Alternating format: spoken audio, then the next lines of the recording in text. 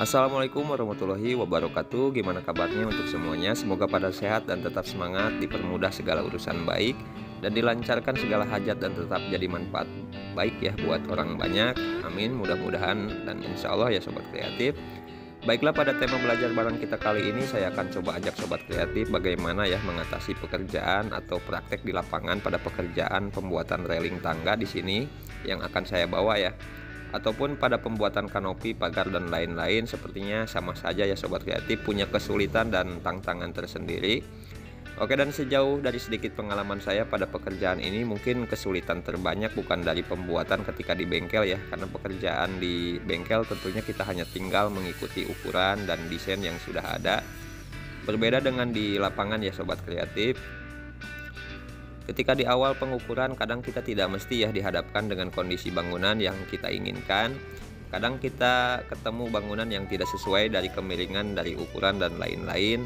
Dan tugas kita sebagai seniman bagaimana pekerjaan tetap dilakukan ya, tanpa kita harus membongkar dan menghancurkan bangunan yang memang sudah finish. Dengan catatan pekerjaan kita tetap terpasang sesuai semestinya dan tidak menghancurkan desain yang sudah ada. Jika memang bangunannya yang tidak sesuai tuntutannya, pekerjaan kita yang harus disesuaikan ya sobat kreatif. Bahasa dasarnya, jika memang pekerjaan pembangunan di lapangan yang akan kita kerjakan itu yang kurang tepat menurut kita ya, dari posisi, ukuran dan lain-lain, atau kondisinya akan berpengaruh pada pekerjaan kita, jangan ikuti ya yang kurang tepatnya, tapi kita akali kerjaan kita agar bagaimana bisa menyamarkan yang kurang di lapangan jadi tepat ya, tanpa harus mengorbankan bangunan dan pekerjaan kita. Prinsip kerja saya mudah-mudahan berlaku untuk semuanya ya, amin. Ketika menemukan pekerjaan dengan kondisi seperti ini, saya akan coba konsultasi sama pemesan dan memberikan beberapa masukan yang saya pahami ya, untuk mendapatkan kesepakatan di akhir. Saya ceritakan sedetail mungkin sama pemesan, seperti Pak, bagaimana kalau untuk desain dari yang dipesan dirubah sedikit dari bagian-bagian tertentu agar bisa mengimbangi kondisi dari bangunannya? Atau bagaimana kalau posisi pemesanan yang awal saya geser ya, agar tidak merusak dari keseluruhan desain dan lain-lain. Dan itu pun tergantung keputusan dari akhir dari pemesan, kita tetap ikuti ya, karena kita jasa hanya masukan itu tetap perlu kita ajukan ya sobat kreatif. Jadi kita tidak bisa asal pasang terus pekerjaan selesai seperti itu ya, karena akan berefek pada penilaian jangka panjang pada kualitas pekerjaan kita. Oke, dan sedikit cerita versi saya sebagai seniman pemula bagaimana pekerjaan di lapangan ini, semoga bisa mudah dipahami ya sobat kreatif. Jadi di video ini kita tidak untuk bahas cara pembuatan railing tangganya dari awal, karena saya sudah pernah bawa hal itu di video yang ini. Sobat kreatif bisa cek sendiri ya yang belum menontonnya. Tapi lebih ke cara mengakali dan menyelesaikan pekerjaan yang ada di lapangan ya sobat kreatif. Oke, dan baiklah sobat kreatif, sebelum saya coba ke pembahasan pertama, saya akan coba jawab salah satu pertanyaan untuk kawat las apa ya yang saya biasa pakai di bengkel saya, terkhusus di kawat las MMA. Baiklah, dan di sini saya sudah siapkan kawat las dari Wellmax ya, dengan ukuran berbeda ya, ukuran 2,6 dan 2 mili. Dan saya pakai kawat las ini belum lama ya sobat kreatif. Ini saya pakai pun karena awalnya coba-coba saran dari teman-teman seniman las. Katanya, "Bang, coba kawat las dari Wellmax RS23, kayaknya lebih ringan dan lain-lain seperti itu ya." Untuk umum kawat las yang biasa saya pakai sebetulnya banyak ya sobat kreatif. Tapi pas mungkin sekitar ada 3 bulanan ke belakang, saya coba beralih ke kawat las Wellmax ini. Saya pakai di beberapa kerjaan saya. Mungkin sobat kreatif pernah lihat ya juga beberapa kali di video pembuatan saya memakai kawat las ini. Untuk awalnya saya pun gak yakin ya sobat kreatif untuk bahas kawat las ini di channel ini. Tapi setelah saya coba dan pelajari, malah beberapa kali ya lihat pengetesan pada penetrasi kawat las ini, pada uji tensil atau uji penarikan bertekanan dan uji bendingnya atau pengepresan bertekanan. Sepertinya menjanjikan ya sobat kreatif untuk kualitas dan kekuatan dari kawat las ini. Malah di dusnya pun kawat las itu kalau saya baca sudah punya standar AWS-nya ya, atau bisa kita sebut dengan American Welding Society. Dan tentunya sudah berizin resmi di pasaran. Jadi saya yakin ya tentunya bukan kawat las abal-abal. Makanya saya tertarik untuk mencoba memakainya di tempat saya. Dan sepertinya sesuai dengan sedikit survei yang saya pakai sebelum memakainya ya, hasilnya sama, benar-benar ringan, penetrasi mudah dan tidak mudah pecah ya. Malahan pernah saya pakai pengelasan ketika kondisi basah, yang sayang sekali tidak sempat saya video ya untuk hasilnya dan prosesnya. Tidak bisa saya perlihatkan sama sobat kreatif semuanya, mungkin next time ya. Intinya sangat keren ya sobat kreatif. Yang lebih keren lagi, Kawatlas ini lebih ekonomis dari segi harganya dibandingkan dengan merek-merek umum yang biasa saya pakai. Ya mungkin itulah Kawatlas yang sekarang saya sering pakai untuk saat ini ya sobat kreatif. Namanya kita usaha ya, sebisa mungkin kita harus bisa mencari kualitas baik dengan kondisi kantong kita yang tidak oper ya.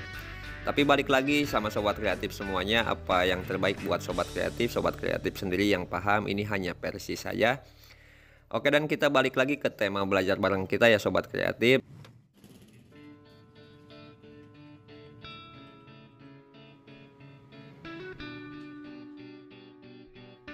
Di sini sobat kreatif bisa lihat ya untuk kondisi anak tangga yang sudah jadi mempunyai ukuran melebar ya ke bagian bawah dan mengecil ke bagian atas. Dengan badan anak tangganya sedikit cembung ya. Pada bagian atas untuk anak tangga lebih ke dalam atau tidak selaras dengan kusen pintu yang ada. Di awal pemesanan kita mencoba berdiskusi untuk kalau kita pasang normal di atas tangga tentunya akan merubah ya semua fungsi dan desain dari anak tangganya.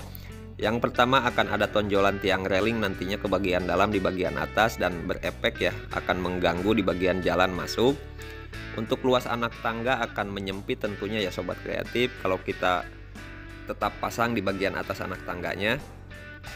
Jadi di sini saya ajukan untuk bagaimana kalau kita pindahkan posisi pemasangannya di bagian samping anak tangga, dan untuk pemesannya alhamdulillah setuju ya.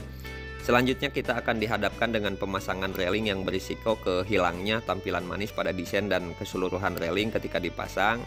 Kalau kita pasang dengan standarnya ya seperti ini. Di sini saya mencoba memberikan kembali masukan untuk bagaimana kalau kita buat bagian anak tangga samping dibuatkan rangka mengikuti anak tangganya agar tampilannya rapi setelah dipasang dan tentunya menambah kekuatan pada pemasangan. Dan untuk pemesannya pun setuju, insya Allah akan setuju ya kalau kita bisa memberikan edukasinya benar dan arahan yang benar, dan perlahan sampai pemesannya bisa paham seutuhnya ya sobat kreatif. Sekarang kita tinggal mencari bagaimana detail dari tiap ukurannya agar ketika pengerjaan di bengkel pas tidak timpang ya ketika melakukan pemasangan di lapangan. Di bagian ketika proses pemasangan kita izin untuk pemesan memberikan pilihan jika kondisinya seperti ini untuk antara memilih ya. Apakah kita pasang mengikuti badan anak tangga atau mengikuti lurusnya tembok di bagian kusen, karena keduanya sama-sama punya efek berpengaruh. Jika kita ikuti pemasangan dengan lurus di bagian tembok, efeknya tentunya akan membuat celah lumayan lebar ya di bagian anak tangga. Kalau kita hilangkan celah di anak tangga, posisi tiang railing akan miring nantinya. Untuk sebaliknya, jika kita dapatkan di bagian anak tangga, di bagian tiang atas akan terpasang di kusennya, bukan di bagian temboknya ya. Dan akan ada tonjolan juga di bagian pintu, tapi lebih kecil ya tonjolannya dibandingkan dengan pemasangan di atas anak tangganya. Dan saya sendiri menyarankan untuk agar pemasangan tetap di bagian badan anak tangga karena lebih berefek bahaya ya, takutnya kaki anak terjepit dan lain-lain. Dan pemesannya pun setuju ya alhamdulillah karena efek di bagian atas lebih sedikit tentunya ya sobat kreatif. Oke, dan kita pasang untuk pemasangan kupingan baut, sebaiknya kita pasang kupingan dari bengkel hanya di bagian tiang atas dan bagian bawah saja ya sobat kreatif. Untuk bagian tengah dan lain-lain sebaiknya dipasang di tempat atau di lapangan agar bisa menyesuaikan bagian mana baiknya, apalagi dengan kondisi badan anak tangganya yang tidak sama rata seperti ini. Dan kurang lebih seperti ini hasilnya ya sobat kreatif. Oh ya, dan satu lagi, jika railing tangganya seperti ini dengan kondisi bangunan yang serupa, jadi ada railing kecilnya seperti itu. Untuk derajat kemiringan railing utama tetap seperti biasanya ya sobat kreatif, mengikuti ukuran yang sudah ada, jadi mengikuti kemiringan derajat yang bagian bawah. Hanya untuk yang bagian kecil kita ikuti derajat kemiringan dari railing tangga yang utama, tapi yang bagian atasnya ya, jangan yang bagian bawah.